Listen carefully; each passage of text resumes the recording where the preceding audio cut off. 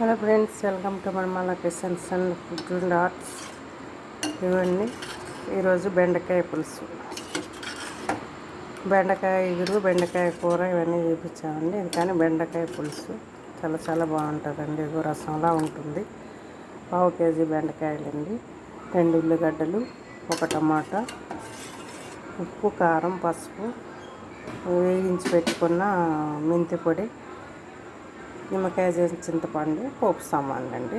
కావాల్సిన పదార్థాలు రెడీ చేయడానికి బెండకాయలు శుభ్రం క్లీన్ చేసుకుని చిన్న చిన్న ముక్కలుగా కట్ చేసుకుని ఒక గిన్నెలో వేసేసుకోవాలండి. దానిలోనే ఉల్లిగడ్డలు కట్ చేసుకుని వేసేసుకోవాలి. 1 టమాటా కూడా కట్ చేసి వేసేసుకోవాలండి.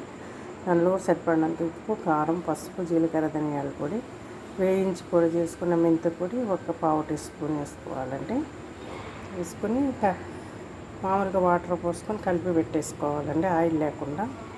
అవి బాగా బెండకాయ ముక్కలు కొంచెం మెత్తగా అయిన తర్వాత ఉడికిన తర్వాతని నిమ్మకాయ చింతపండు పులుసు తీసుకొని పోసుకోవాలండి. దానిలోనే బెల్లం వేసుకోవాలి, కొంచెం వేసుకొని బాగా మరగనివ్వాలండి.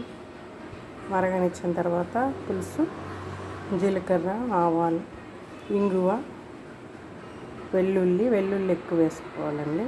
వెల్లుల్లి, ఎండుమిర్చి వేసుకొని పోపు చేసుకోవాలండి. కరివేపాకు, కొత్తిమీర చల్లుకోవాలి. చాలా చాలా బాగుంటుందండి పులుసు.